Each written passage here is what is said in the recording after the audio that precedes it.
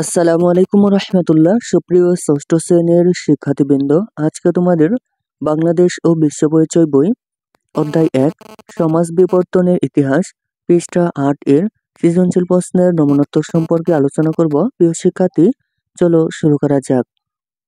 চিত্র ১, চিত্র ২। ক নং প্রশ্ন হচ্ছে পোড়াবাড়ি কিসের জন্য বিখ্যাত? খ নং প্রশ্ন হচ্ছে আদিম মানুষ দলবদ্ধ হয়ে বাস করত কেন?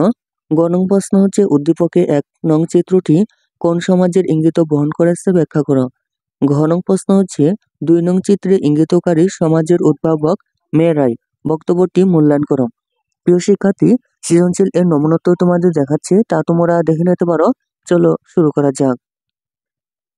ষষ্ঠ শ্রেণীর বাংলাদেশ ও বিশ্ব পরিচয় অধ্যায় ১ সমাজ বিবর্তনের ইতিহাস পৃষ্ঠা ৮ সৃজনশীল প্রশ্নের উত্তর।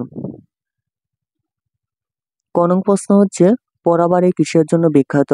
ক নং প্রশ্নের উত্তর হচ্ছে টাঙ্গাইলের পোড়াবাড়ি চমচমের জন্য বিখ্যাত। খ নং প্রশ্ন হচ্ছে আদিম মানুষ দলবদ্ধ হয়ে বাস করত কেন? খ নং প্রশ্নের উত্তর হচ্ছে আত্মরক্ষা ও খাদ্য সংগ্রহের জন্য আদিম মানুষ দলবদ্ধ হয়ে বাস করত। আদিম মানুষ ছিল অসহায়, তাদেরকে প্রতিকূল পরিবেশের সাথে লড়াই করে বাঁচতে হতো। তারা গুহায় ও বনে জঙ্গলে বাস করত, ফলে অনেক সময় তাদেরকে হিংস্র বন্যপ্রাণীর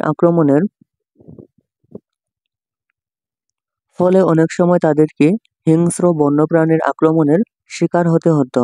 অন্যদিকে খাবারের খোঁজে তারা এক স্থান থেকে অন্য স্থানে ঘুরে বেড়াতো। তাই খাদ্য সংগ্রহ ও হিংস্র প্রাণীর আক্রমণ থেকে বাঁচতে তারা দলবদ্ধ হয়ে বাস করত। গ নং প্রশ্ন হচ্ছে উদ্দীপকে ১ নং চিত্রটি কোন সমাজের ইঙ্গিত বহন করেছে ব্যাখ্যা করো। গ নং প্রশ্নের উত্তর হচ্ছে উদ্দীপকের ১ নং চিত্রটি শিকার ও খাদ্য সংগ্রহ ভিত্তিক সমাজের ইঙ্গিত বহন করেছে। শিকার ও খাদ্য সংগ্রহ ভিত্তিক সমাজ হচ্ছে মানব সমাজের আদিমতম রূপ। এই সমাজের মানুষ গুহা ও বন জঙ্গলে বসবাস করত। তারা খাদ্য উৎপাদন করতে পারত না, বন জঙ্গল থেকে খাবার খুঁজে নিত আর শিকার করত। এসব কাজ করতে তারা খাঁচ কাটা, বল্লম, মাছ ধরার হারপুন এবং হাড়ের সুই জাতীয় হাতিয়ার ব্যবহার করত। শীত ও রোদ বৃষ্টি থেকে রক্ষা পেতে মানুষ গাছের ছাল, লতাপাতা এবং পশুর চামড়া ব্যবহার করত। চিত্র ১-এ আমরা অনুরূপ সমাজেরই দৃশ্য দেখতে পাই। এখানে একজন মানুষ খাঁচ কাটা বল্লমের সাহায্যে শিকার করছে। তার পরনে আছে গাছের ছাল ও লতাপাতার পোশাক। তাই বলা যায় উদ্দীপকের ১ নং চিত্রের সাথে শিকার ও খাদ্য সংগ্রহ ভিত্তিক সমাজের মিল আছে। ঘ নং প্রশ্ন হচ্ছে ২ নং চিত্রে ইঙ্গিতকারী সমাজের উদ্ভাবক মেয়েরাই। বক্তব্যটি মূল্যায়ন করুন।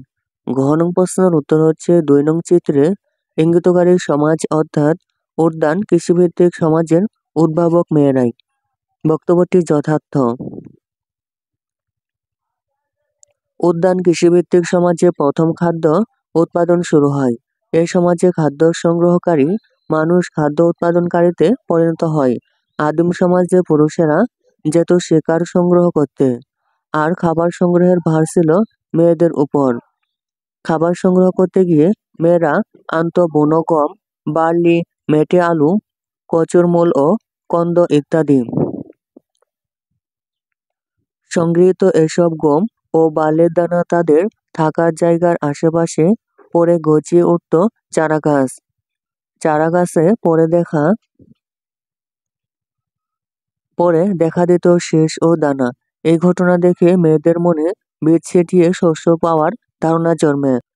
এক্ষেত্রে তারা বসবাসের আশেপাশে পতিত জমিতে একটি লম্বা লাঠি বা পশুর শিং দিয়ে মাটি চিরে গর্তে বীজ ফেলে রাখত।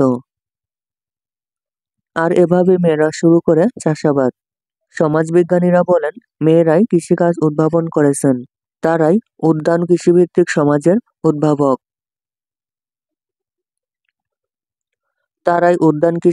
সমাজের উদ্ভাবক। ওপরের আলোচনার পরিসমাপ্তিতে বলা যায় ২ নং চিত্রে ইঙ্গিতকারী সমাজ তথা উদ্যান কৃষিভিত্তিক সমাজের উদ্ভাবক মেয়েরাই।